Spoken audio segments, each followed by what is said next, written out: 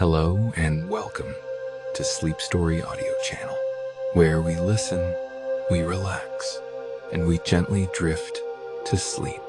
I'm your host this evening, and I'm so happy you're here. Tonight, I'll be guiding you through a soft and peaceful journey. A slow story woven with snowflakes, warm bakeries, quiet museums, and the soft hush of a sleeping city. This is A Snowy Night in Paris, a gentle tale set beneath the glowing lights of winter, following a few kind souls who are awake while the rest of the city sleeps, each of them moving quietly through the night, each of them part of the tender rhythm of this beautiful world. So before we begin, I invite you now to get as comfortable as you can. Find your perfect position. Let your head rest deeply into your pillow, and let your body begin to soften, gently and slowly. There's nothing you need to do, nowhere you need to be. This moment is just for you. Take a slow breath in, and a longer, softer breath out. Let the air settle deep in your chest, and feel your body gently growing heavier with each breath. Let your shoulders fall away from your ears. Let your jaw relax. Let your hands rest quietly at your sides. If any thoughts arise, let them pass like clouds across a quiet sky. You can return to them later. For now, we are entering a different kind of night. A still night. A snowy night, a Parisian night, wrapped in silence and sprinkled with light. Let yourself drift, as if you were gliding slowly through softly falling snow. Each breath takes you deeper, each moment more serene. And now, when you're ready, close your eyes and join me on A Snowy Night in Paris. Part 1. Émile, the baker of Rue des Lilas. The city was asleep. Paris lay wrapped in silence, its rooftops tucked under a gentle blanket of snow. Lamplight flickered along cobbled streets, and the Seine moved slowly, like a silver ribbon winding through dreams. Somewhere, in a small apartment above a boulangerie on Rue des Lilas, a man named Emile stirred from his sleep. The world around him remained still. Even the wind outside whispered in hushed tones, as if not to wake the slumbering city. Emile opened his eyes. He did not rush.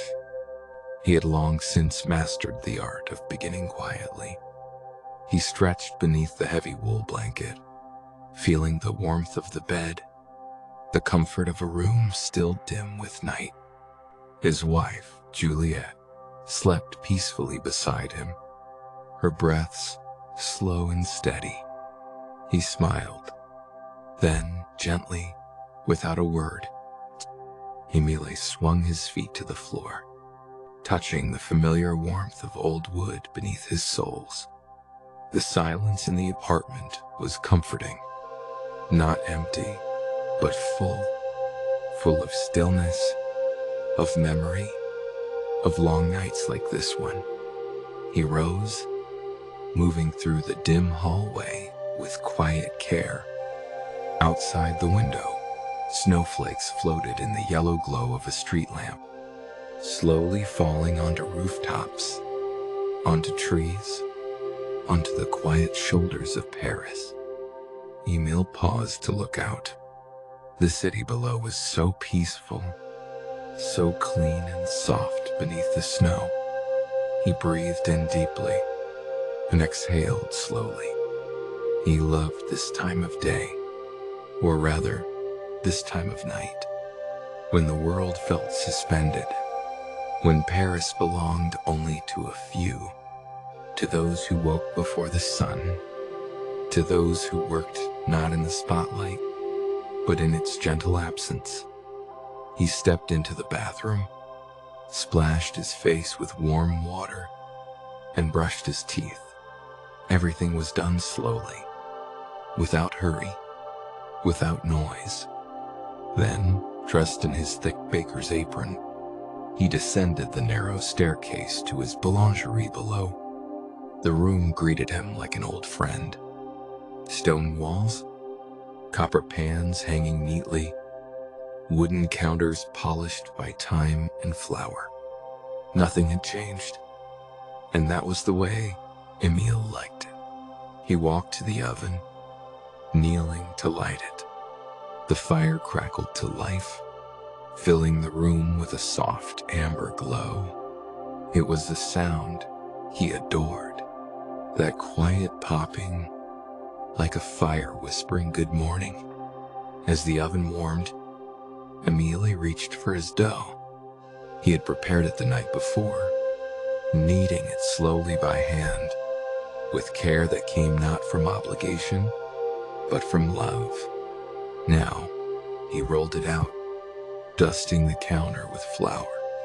His movements were practiced, graceful in their simplicity.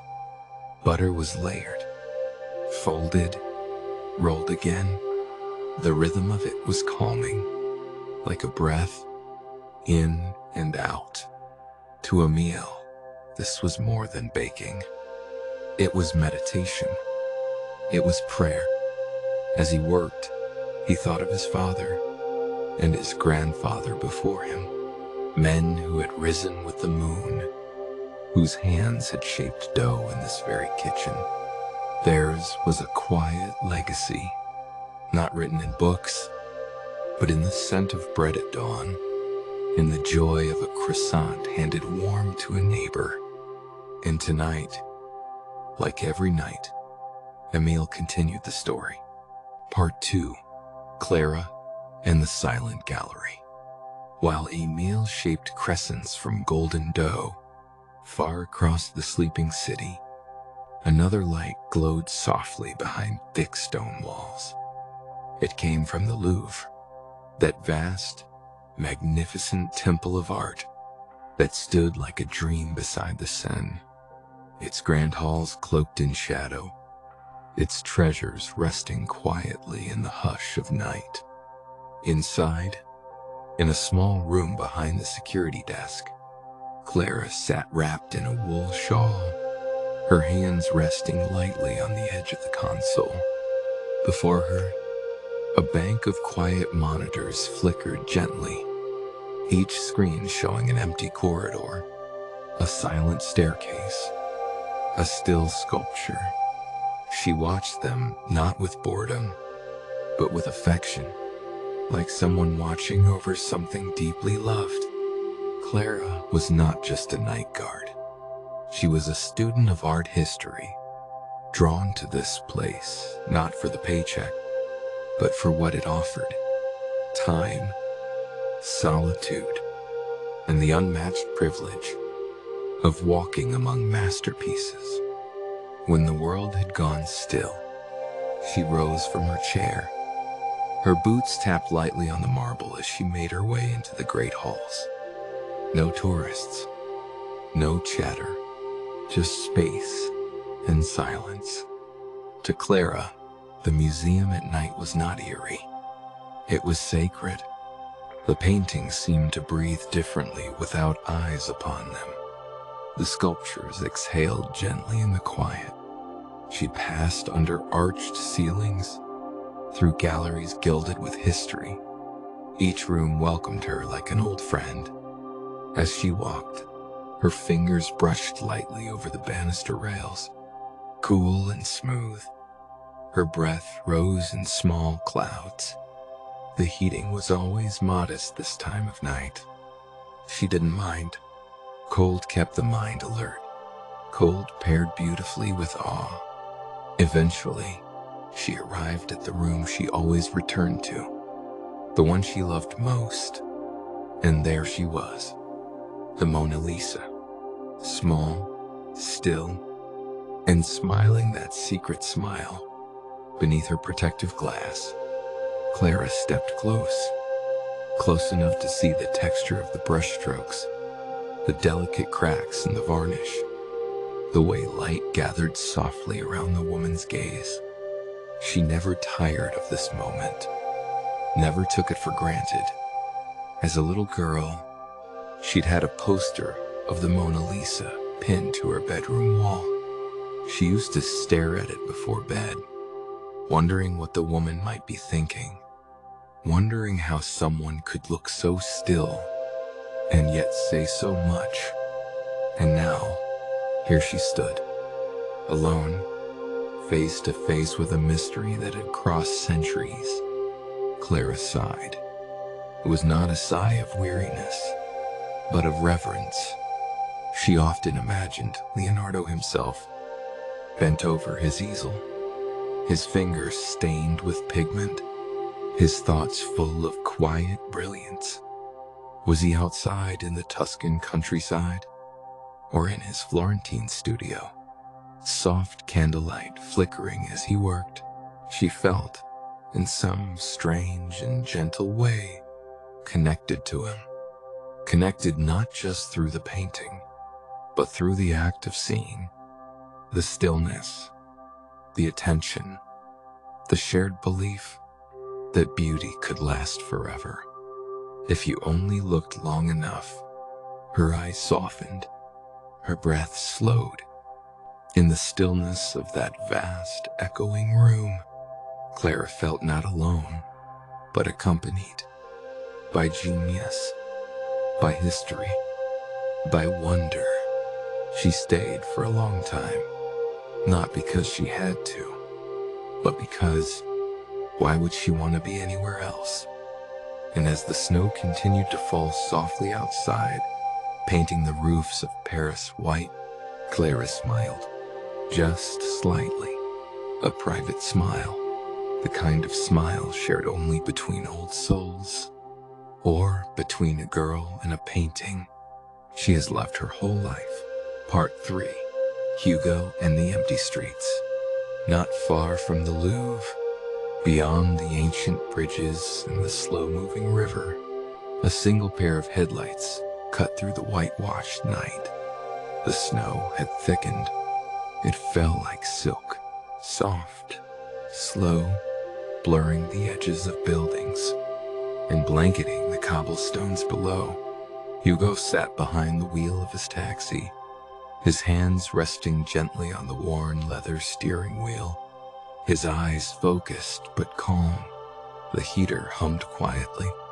A little jazz spilled from the radio, soft trumpet notes curling into the warm interior. As Paris slipped past his windows, he liked this part of his shift. The late hours, when traffic disappeared and the city felt like it belonged to him alone. The snow, though cold, made everything feel quieter, softer, as if the world had wrapped itself in a lullaby. He turned onto the Quai Voltaire, driving slowly beside the Seine. The water shimmered with the reflection of bridge lights, a dance of gold and silver beneath the dark velvet sky. For a moment, Hugo lowered his window. The air that rushed in was brisk, tinged with chimney smoke, fresh bread, and the distant memory of pine. He breathed it in. He loved this city, not just for its beauty, but for the way it held memories, for the way it whispered, not shouted, its stories to those willing to listen. Tonight, he had no passengers, only silence and snow, and he didn't mind. He passed the Louvre and looked toward its glass pyramid, rising like a frozen jewel in the night. He had lived in Paris his entire life, and yet he had never stepped inside. Funny, he thought, how something could be so close and still unknown. He smiled softly at the irony, not with regret, just curiosity. He turned again, heading toward the Eiffel Tower, another ritual of his nighttime routes. As the great iron lattice came into view, He slowed the car and pulled to the side of the road. Snow continued to fall, landing gently on the windshield before melting into tiny drops of light. Hugo stepped out into the cold, pulling his coat tighter. The tower loomed above him, silent and strong, its structure bathed in golden glow. He always paused here, always looked up. It reminded him how small he was, and somehow how infinite everything felt. People traveled across the world to see this monument once in their lifetime, but Hugo saw it every night, and not once, not ever, had he taken it for granted. He stood still for a long moment, watching the snow collect on the pavement, watching his breath rise into the air like fog, watching the lights flicker high above. And in that quiet pause, he allowed himself to feel what he rarely had time to name: gratitude for the city, for the stillness, for the strange beauty of ordinary nights. When the cold finally crept into his gloves, he returned to the car, his fingers tingling. The dashboard glowed softly. A call blinked on the screen. Pick up at the Ritz. Destination, Charles de Gaulle Airport. He accepted the request, shifted the car into drive, and slowly rolled forward, leaving behind his silent monument, his quiet moment beneath the stars. Part 4. LOD among the clouds. Above the clouds, in the quiet dark of a cruising sky, Elodie moved gently down the aisle of a sleeping airplane. The cabin lights were dimmed, casting a soft glow along the rows. Outside the window, the stars shimmered faintly, and far below, the city lights of Europe blinked like forgotten galaxies. Most of the passengers were asleep, some curled under blankets, others resting with mouths slightly open, their dreams gently rocking with the hum of the engines. Elodie moved like a whisper. Her footsteps were light, her movements practiced and calm. She had done this many times before, tended to the sky's travelers, watched over them as they floated between one world and the next. Tonight's flight was from Los Angeles to Paris. It had been a long journey, but Elodie didn't mind. There was something sacred about the night sky, especially at this hour, when even the plane itself seemed to be dreaming. She paused near the galley, sipping a glass of water slowly, feeling the soft hum of altitude in her chest. Paris was only an hour away now. Her home, the city of light. She closed her eyes for a moment and imagined it waiting for her. Snow falling softly on the rooftops. A warm boulangerie tucked into a corner of Rue des Lilas. The scent of fresh croissants curling into the cold morning air. She smiled. This was the life she had chosen. Between time zones, between languages, between clouds, and yet it always brought her home. There were moments, like this one, when she felt suspended, not just in the air, but in something more delicate, something like grace. She thought of her mother's kitchen, the old wooden table, the ticking clock, the tiny potted herbs on the windowsill. She thought of reading poetry by candlelight, of walking through Montmartre in the snow, of holding a paper bag warm with bread against her chest. These weren't just memories. They were anchors, pieces of herself scattered across the world, but always gathering back together. As she neared home, a soft chime broke her reverie. The captain's voice came over the speakers, low and kind. "Ladies and gentlemen, we'll be beginning our descent into Paris shortly. Please fasten your seatbelts, and thank you for flying with us tonight. Elodie moved quietly through the cabin, jacking belts, gently waking those still sleeping. Her voice, a lullaby, soft, warm, familiar. Through a small window at the back of the plane, she caught her first glimpse of the city. There it was, glowing beneath a fresh coat of snow. Soft golden lights, dark rooftops, the gentle curl of the Seine.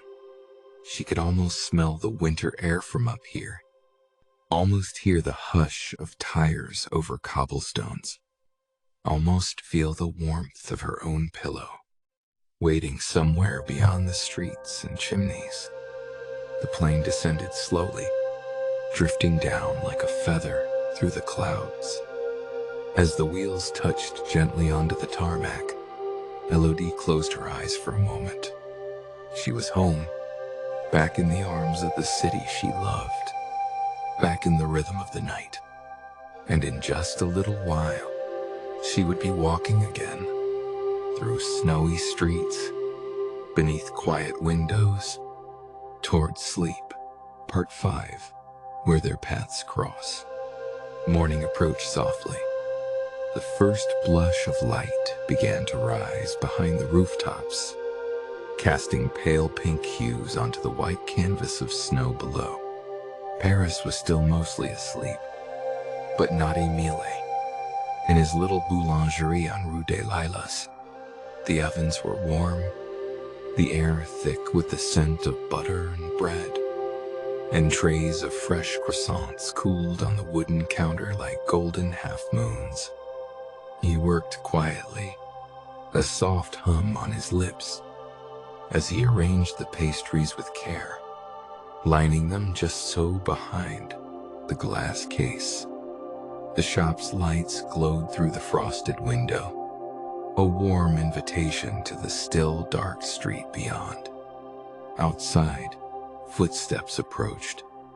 Light ones, careful ones. The door opened, and in stepped Clara, her cheeks rosy from the cold, her hair dusted with snow. She removed her scarf slowly, breathing in deeply. "Bonjour, Emile," she said with a sleepy smile. "Smells like heaven in here." He chuckled softly, wiping flour from his hands. "Bonjour, Clara. Pain au chocolat today?" She nodded, and he handed her one still warm, wrapped in paper that crinkled gently in her mittened hands. Clara took a bite before she left. The chocolate was soft, the pastry delicate. Outside, the snow continued to fall, but in her hands, there was warmth, and for a moment, the world felt perfectly still. A few minutes later, the bell above the door rang again. This time, it was Hugo. His boots were wet from the slush, his scarf pulled tight, but his smile was wide. "Morning, Emile," he said, his voice still tinged with night. "Early shift again?" Emile asked. "Late one," Hugo replied with a chuckle. He reached for a baguette, as usual, and paid with a few coins and a grateful nod. They exchanged no more words. They didn't need to. Outside, the sky turned a little brighter. The snowflakes grew thinner, lighter, like dreams dissolving in daylight. Then came Elodie. She stepped into the boulangerie quietly, her suitcase trailing behind her like a sleeping pet. Her eyes were tired, but there was peace in her face, the kind of peace that comes only after arriving home. Emile looked up and smiled. It was a different smile than the one he gave others. It lingered. "Long night?" he asked gently. Elodie nodded. "Long flight." He handed her a croissant, one he had set aside just for her. No need to ask. He always remembered. She took it in both hands, as if it were something fragile, precious. They stood in silence for a moment, not awkward, just quiet. Outside the boulangerie, the snow finally stopped. The city began to stir. Lights flicked on behind windows. A dog barked in the distance. Somewhere, a child laughed. Inside, the warm scent of bread clung to the air, like memory. And for a few moments, inside this little corner of Paris, time seemed to pause. 4 people, 4 lives, connected not by destiny, but by a shared stillness, and by the softness of a snowy morning in Paris. Part 6. A pause at the riverbank. The morning sun, though still hidden, began to cast a soft lavender hue across the sky. Paris was no longer fully asleep, but not yet awake. The city was in between a moment suspended, like the pause between 2 notes in a lullaby. At the river's edge, near the Pont des Arts, Clara walked slowly, her warm pastry still nestled in a paper pouch in her coat pocket. The chocolate inside had begun to melt just slightly, making the paper soft, and her hands pleasantly warm. She liked to walk this way after her shift down the quiet streets that hugged the river, past the sleepy cafes with chairs still stacked, and the bookstalls closed like dreaming mouths. The Seine moved gently beside her, its surface catching the faintest colors of dawn, lavender, rose, the palest gold. Clara stopped for a moment and leaned on the stone railing, watching the river flow past. Her breath rose in little clouds, and her thoughts floated with it. She wasn't thinking of anything in particular, just letting the quiet in, letting her body soften after the long night. Her heart opened gently like a flower to the cold light. Across the river, the Louvre stood still in the morning hush. She could almost see her little desk through the distant windows, her small place in that vast, timeless building. It was a comfort, somehow, to know that it would still be there tomorrow night, waiting, silent, familiar. Clara took another bite of her pastry, still warm, still soft, and smiled. This was her moment, a quiet ritual before sleep, a moment to say thank you to the night, a moment to say good morning to the world. Parcette. Émile returns upstairs. Back at the boulangerie, the bell over the door had rung its final time for the morning rush. The trays behind the glass were nearly empty now, and the scent of baking had begun to fade into a soft echo of warmth. Émile wiped his hands slowly, set the last pan to soak in warm water, and turned off the ovens one by one. The fire, which had glowed so brightly hours ago, now dimmed into soft orange coals, crackling gently like a lullaby. He moved through the kitchen with the ease of someone who had done this for decades, his body remembering what his mind no longer had to command. Outside, the snow had stopped completely. Sunlight began to glint off rooftops in the distance, melting just the thinnest layer into sparkling droplets. Émile climbed the narrow staircase to his apartment. The wood creaked beneath his feet, a sound so familiar it was almost part of the silence. Inside, Juliet had already set out a cup of tea for him, steam curling gently above it like a greeting. She was reading near the window, wrapped in a shawl, her gray hair catching the new morning light. "Busy night?" she asked softly without looking up. Émile smiled. "The usual," he said, sitting beside her.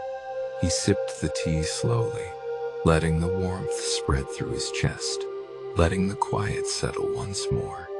They didn't need many words. Their mornings had always been like this, soft, simple, shared. When the cup was empty and the city began to hum below, Émile stood and stretched. Juliet reached out, took his hand for a moment, and gave it a gentle squeeze. Then, without a word, he walked into their small bedroom, changed out of his flower-covered clothes, and sank into the bed, still warm from the early morning sun. His head touched the pillow, and his eyes closed easily. Outside, life began to move faster, but inside this room, Emil drifted into sleep. Deep, gentle, earned. Part 8. Returning home. The streets were quiet again. The first threads of sunlight began weaving gently through the snowy rooftops, touching chimneys, balconies, and shutters still closed in sleep. Hugo turned the key to his apartment in the suburbs, a modest building nestled between quiet lanes and frost-covered trees. The door creaked open, and warmth met him like an old friend. Inside, the air held the faint scent of lavender and coffee. His wife always left a small candle burning before bed, a little ritual of softness, so that Hugo, when returning from the night, would feel not tiredness, but peace. He slipped off his boots and coat, placing them gently by the door, mindful not to wake anyone. The house was still, but not silent, for it held the deep hush of people sleeping well, the kind of silence that hums softly, like a lullaby sung without sound. He tiptoed down the hallway. Peeking into the children's room, he saw two small forms beneath the blankets, his daughter curled around her stuffed rabbit, his son snoring faintly, one hand tossed above his head like a dreaming explorer. He smiled. Then, slipping into the bedroom, he found his wife still asleep, her hair falling like silk across the pillow, her chest rising and falling in a slow rhythm that seemed to match his own breath. Hugo changed quietly, slid beneath the warm duvet, and exhaled. His body, still tingling from the cold, began to melt into the mattress. Outside the window, snowflakes danced lazily down from a sky now painted in pale gold and pearl. He closed his eyes, and the last thing he saw before sleep reached him gently. As if brushing his brow with invisible hands was the Eiffel Tower, rising in his memory like a quiet monument of grace, still bathed in its golden light. Part 9. Elodie and the Morning Stillness.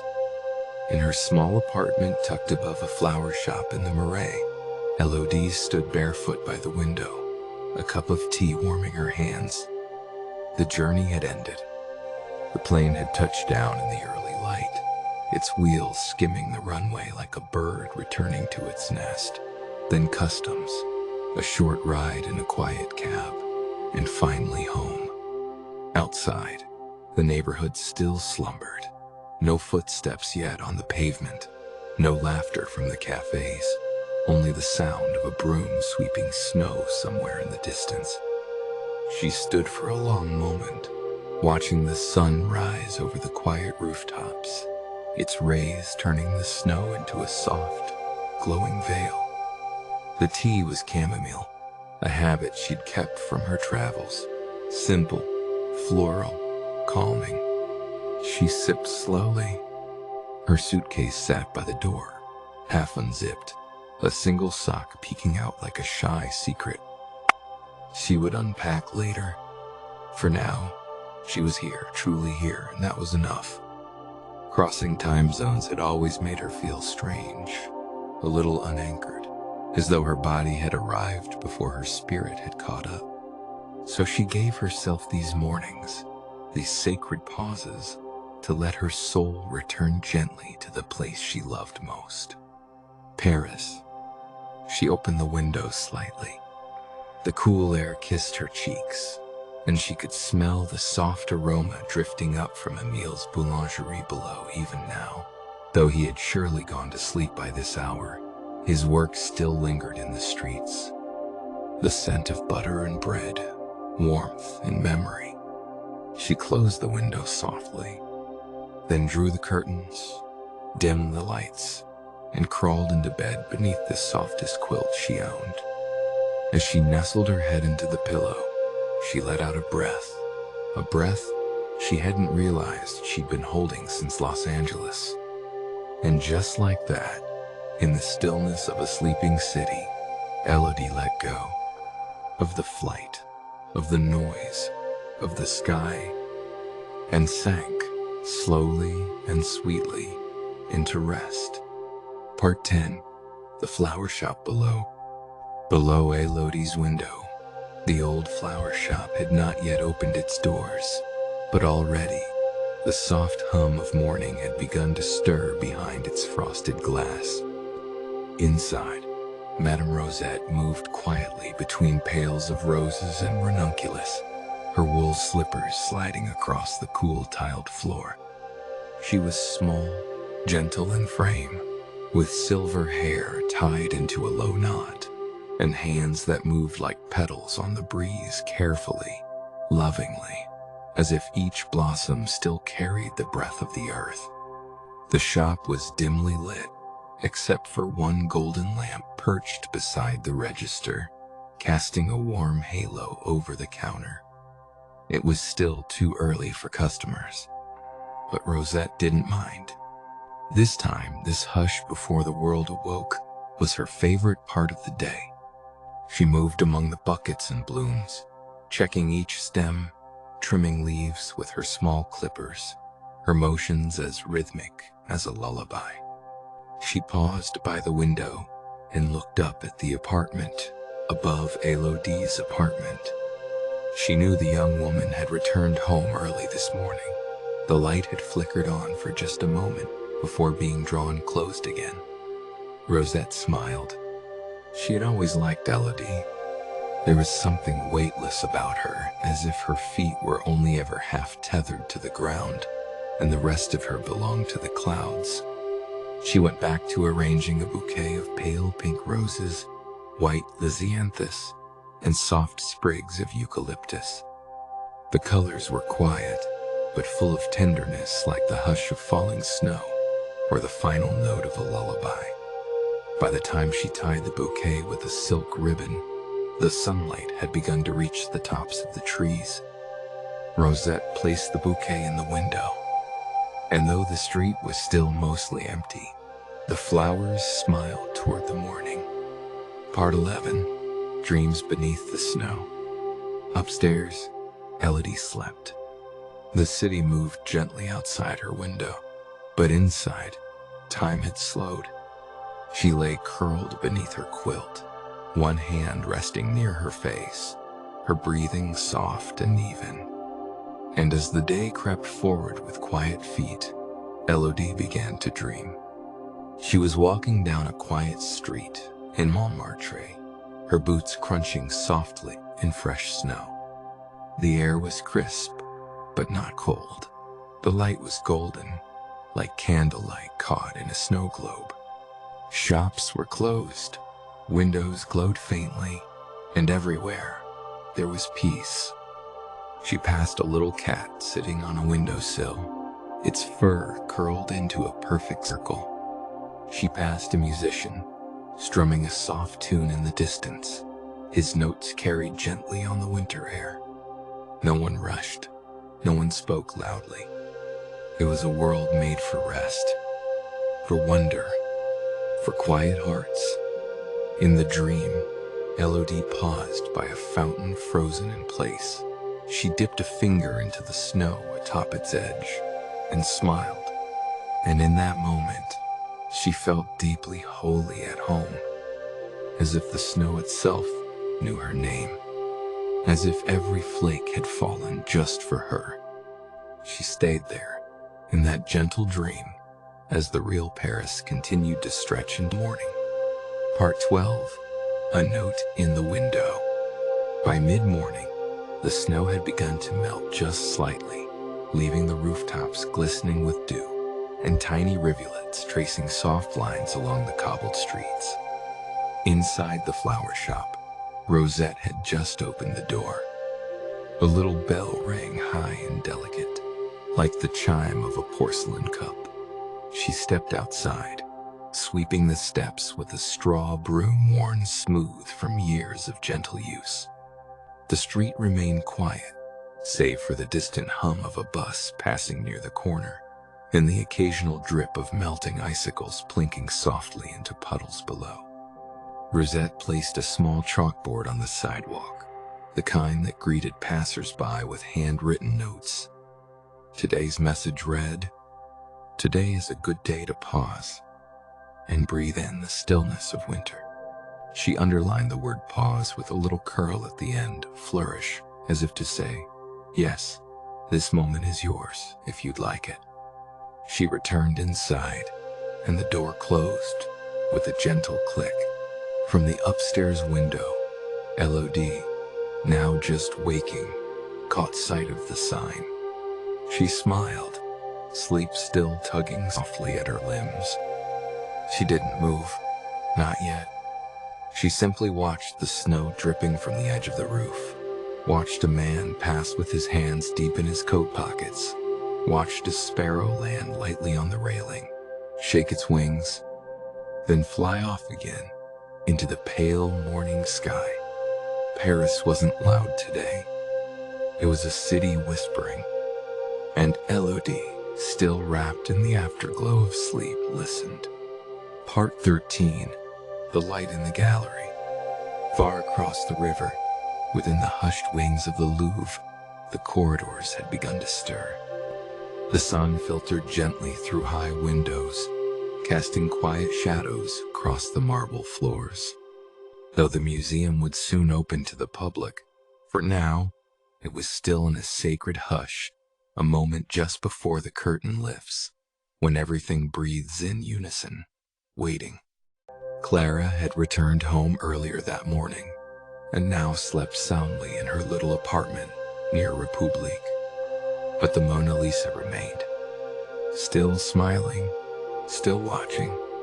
The warmth of Clara's footsteps seemed to linger, like soft echoes on the polished floor. A quietness surrounded the gallery now, not of emptiness, but of presence. The presence of time, of stories kept in oil and canvas, of glances frozen for centuries. And as the snow continued to melt from the rooftops, a single beam of sunlight touched the floor in front of the painting. It crept slowly upward until it reached her smile, and there it stayed for just a moment, as if the light itself had come to keep her company. Part 14. The warmth of memory. Back in the suburbs, Hugo stirred in his sleep.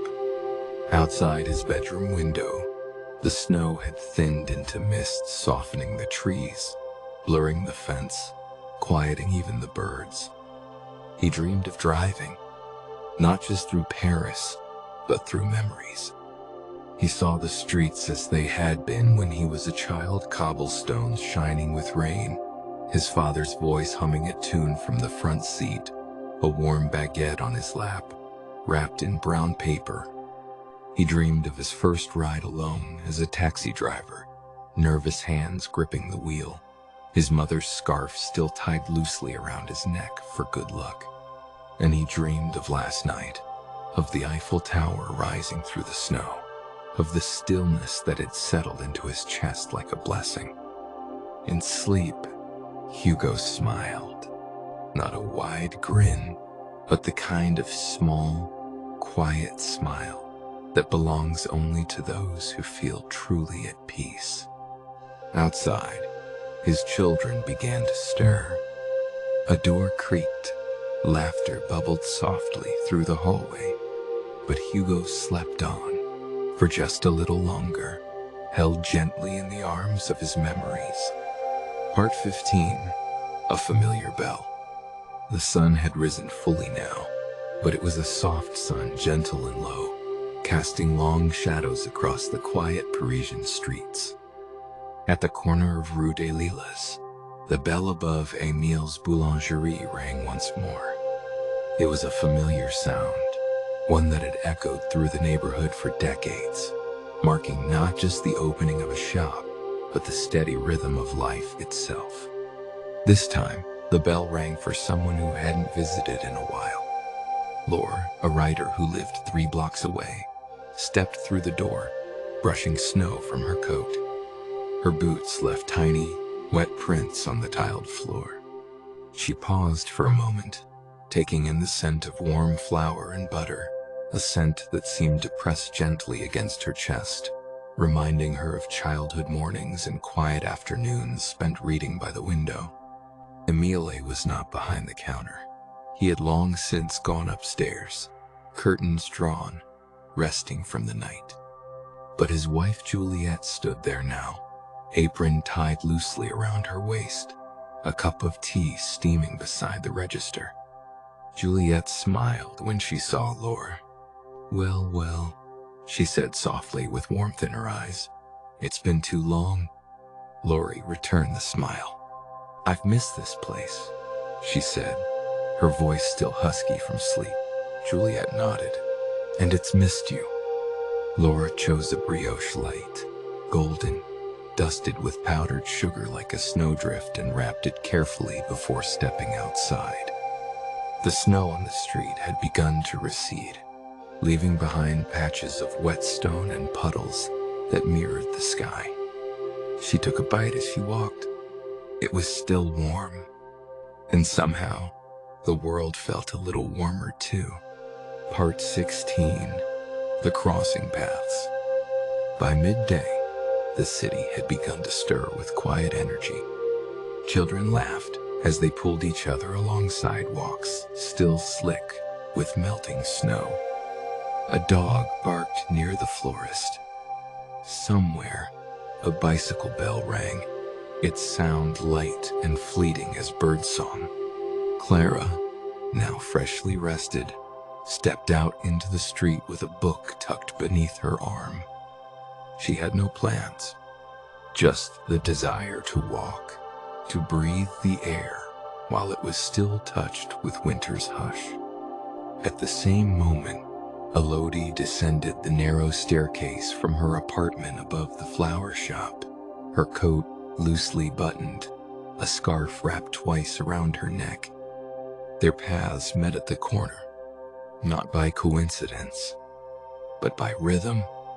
They recognized each other instantly, though they had only exchanged smiles a few times before in the boulangerie at the corner cafe, passing each other by the river at dusk. Today, they stopped. "Bonjour," Elodie said softly, her voice still dreamy. "Bonjour," Clara replied, her book clutched gently against her chest. There was a moment of shared quiet between them, not awkward, just present. Then Clara gestured to the book. "It's poetry," she said, "for slow mornings." Elodie smiled. "I think today is made for that." They began to walk side by side. No rush, no purpose. Just two people moving through the gentle stillness of a winter's day in Paris, wrapped in scarves and something even softer, the comfort of calm companionship. Part 17. A pause at the cafe. Clara and Elodie wandered slowly, their footsteps in sync, as if they had walked this path together many times before. Though few words passed between them, their silence was full of presence, of softness, of the quiet kind of connection that doesn't need to be named. They turned onto Rue Montorgueil, where a little cafe sat nestled between two shuttered shops. The awning was striped in faded red and cream, and the chairs outside, though still dusted with snow, waited patiently, as they had every morning for decades. Inside, the windows glowed golden. "Shall we?" Elodie asked, nodding toward the door. Clara smiled and held it open. Inside, warmth embraced them like a favorite old coat. The cafe was nearly empty, save for an elderly man reading a newspaper near the back, and a young woman behind the counter who offered a gentle bonjour with her eyes. They chose a table near the window.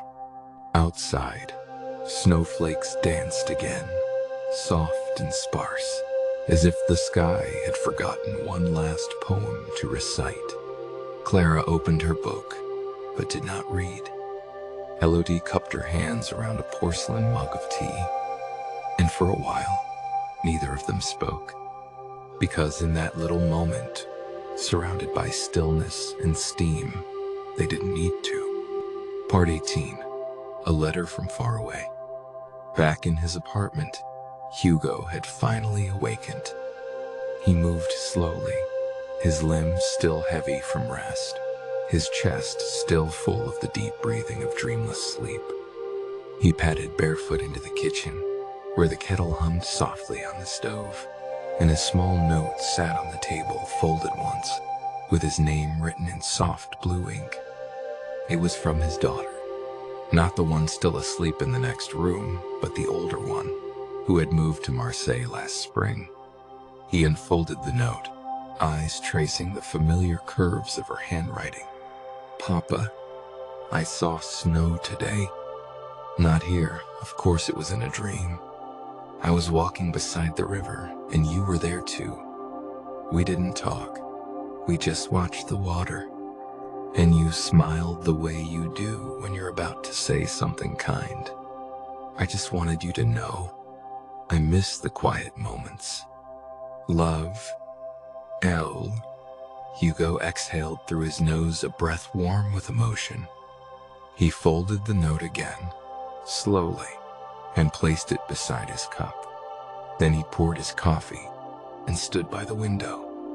The rooftops shimmered with melting snow, and somewhere, far away, he imagined his daughter walking a different shoreline beneath a different sky, still connected, always. Part 19. The sound of a bell tower. As the afternoon wore on, a gentle hush still blanketed the city, as if Paris had chosen to remain slow for just a while longer. Far above the rooftops, the bell tower of St. Eustache began to chime. One note, then another, then another. The sound was not loud, not intrusive. It was round and deep, as if the bell itself had been dipped in velvet. The notes rang through narrow alleys and over snow-touched trees, slipping quietly into windows, resting gently in the folds of coats and scarves. In the cafe, Elodie looked up.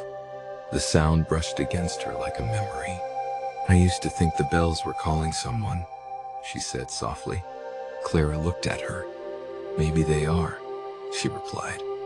They listened together, and for a moment, the city seemed to still, as if listening too. Part 20. The city breathed softly. The bells of Saint Eustache had faded now, their velvet notes dissolving into the quiet air, leaving behind a stillness that felt like a gentle hand resting on the city's shoulder.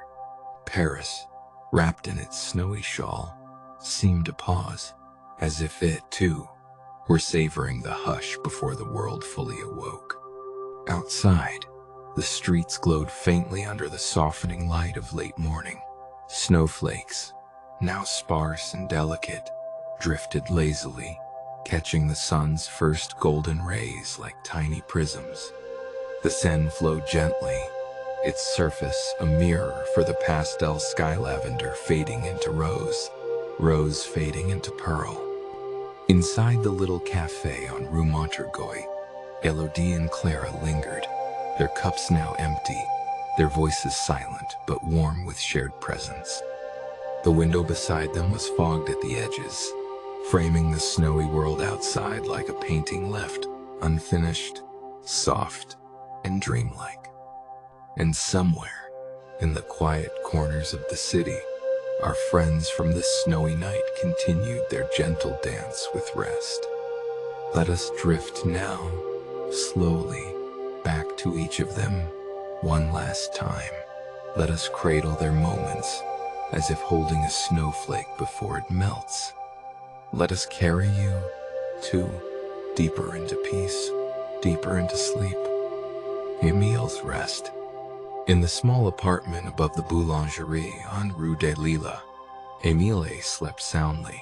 The bed, still warm from the morning's quiet sun, held him gently, its blanket soft and heavy, like a promise kept.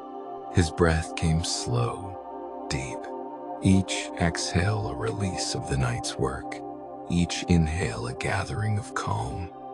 Outside, the world moved on, footsteps crunched faintly on the snowy street. A bicycle bell chimed in the distance, but inside, time was still. The scent of baked bread lingered faintly in the air, curling around the room like a memory of warmth. Juliet, now tidying softly in the kitchen, glanced toward the bedroom door and smiled. Emile dreamed, perhaps, of his father's hands shaping dough, or of snow falling softly on the rooftops of his childhood. Or perhaps he dreamed of nothing at all, just a quiet expanse, like a field of untouched snow, stretching endlessly before him. His body softened deeper into the mattress. His mind, unburdened, floated free. And as he slept, the city seemed to whisper, "Rest now, Emile. You've earned this peace." Clara's quiet reverie. Across the river, Clara had left the cafe now, her book still tucked beneath her arm, her scarf loose around her neck. She walked slowly toward home, her boots leaving soft prints in the thinning snow, each step deliberate, unhurried. The Louvre was behind her, its grand silhouette fading into the morning mist, but its presence lingered in her heart.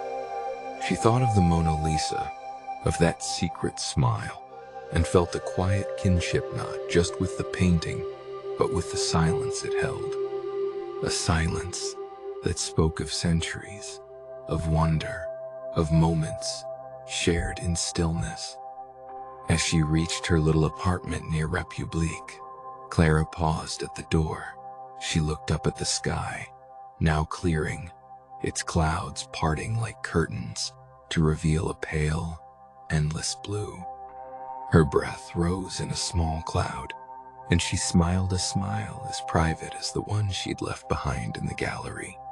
Inside, she kicked off her boots, let her coat fall gently to the chair, and sank into her bed. The sheets were cool at first, then warm, embracing her like an old friend. She closed her eyes, and the world softened around her. Perhaps she dreamed of empty halls, of paintings that whispered secrets, of snow falling silently beyond great windows. Or perhaps her mind simply rested, like a bird settling into its nest, wings folded, heart calm. And as she drifted deeper, the city seemed to cradle her, whispering, "Sleep now, Clara. The night will wait for you." Hugo's gentle return. In the suburbs, Hugo's home was quiet now. The laughter of his children softened into whispers as they played in another room. He lay in bed, the duvet pulled high, his body heavy with the kind of tiredness that feels like gratitude. The snow outside had melted into glistening droplets on the window pane, each one catching the light like a tiny star. Hugo's dreams had faded, leaving only a warmth in his chest, a memory of the Eiffel Tower glowing through the night, of his daughter's letter, of the city that held him close. His wife stirred beside him, her hand brushing his arm in sleep, a touch so light it felt like a breath. Hugo exhaled, long and slow, and sank deeper into rest. The world beyond his window, the hum of distant cars, the rustle of bare branches faded into a soft hum, like a lullaby sung just for him. His breath grew even slower now, each rise and fall a gentle tide, carrying him further from the waking world. The night's long drive, the cold air, the golden tower, they were all part of him, woven into his rest like threads in a tapestry. And as he slept, the city seemed to hum softly. "Drift now, Hugo. You are home." Elodie's soft landing. In her apartment above the flower shop, Elodie lay curled beneath her quilt, her tea now cold on the bedside table. The curtains were drawn, but a sliver of light slipped through, painting a soft line across her pillow. touching her cheek like a whisper. The journey from Los Angeles was far behind her now. The hum of the plane, the murmur of passengers, the vast skyall had dissolved into this moment, this quiet room, this city she loved. She slept deeply, her body soft, her mind unmoored, drifting like a leaf on a still river. In her dreams, perhaps, she walked through Montmartre, snow crunching beneath her boots, a warm croissant in her hands. Or perhaps she floated above the clouds again, the stars close enough to touch, the world below a patchwork of light and shadow. Whatever her dreams, they were gentle, like the city itself, wrapping her in their softness. The flower shop below stood quiet, its roses and lisianthus resting in their buckets, waiting for the afternoon's visitors. Madame Rosette moved softly through the aisles, her presence a quiet guardian of the morning's peace. And as Elodie slept, the city seemed to sing to her, low and tender. Rest now, Elodie. The sky will always bring you home. Rosette's silent blessing. Downstairs, in the flower shop, Madame Rosette paused by the window. The chalkboard outside still carried its message. Today is a good day to pause, and the street beyond was waking slowly, with the soft clatter of shutters and the hum of a delivery van. She looked up at Elodie's window, its curtains still drawn, and felt a quiet warmth. She thought of all the others who had passed through her morning: Clara with her book, Hugo with his baguette, Lore with her brioche, and felt a gentle thread connecting them all. Not by grand gestures, but by moments, by stillness, by the simple act of being. Rosette returned to her flowers, trimming a stem here, adjusting a bloom there. Her hands moved with the ease of a lifetime's care, each motion a small prayer for the day ahead. The shop was her sanctuary, her way of offering beauty to a world that sometimes forgot to pause and look. And as she worked, the city seemed to nod in agreement. Yes, Rosette, keep tending, keep loving, all is well. The city closes its eyes with you. Now, my friend, let us step back. Let us drift above the rooftops, above the snowy streets, above the Seine's silver ribbon and the golden glow of lamplight fading into day. See Paris as it is now, a city breathing softly, its heart beating slow and steady. The boulangerie rests, its ovens cool. The Louvre waits, its paintings dreaming in their frames.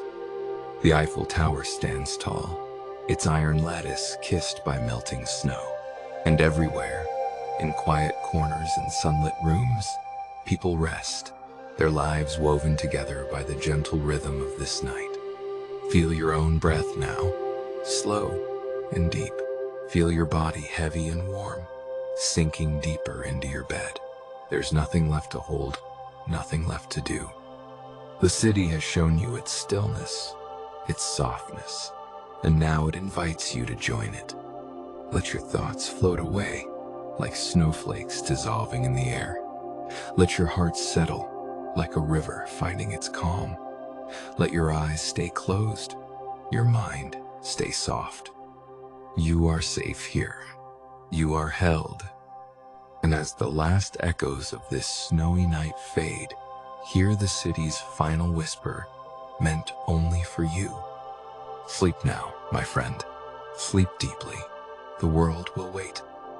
Affirmations for your rest. As you drift, let these words sink gently into your mind, like snow settling on quiet ground. You don't need to hold them, just let them be. I am safe in this moment. My body rests deeply, warmly, completely. Each breath carries me closer to peace. My mind is soft, my heart is calm. I dream of gentle places, of quiet light. Sleep comes easily, like a friend I know well. All is well, all is soft, All is good. And now, let go. Let the city fade. Let the snow dissolve. Let the night carry you gently all the way to morning. Sleep well, sleep deeply, sleep now. Good night.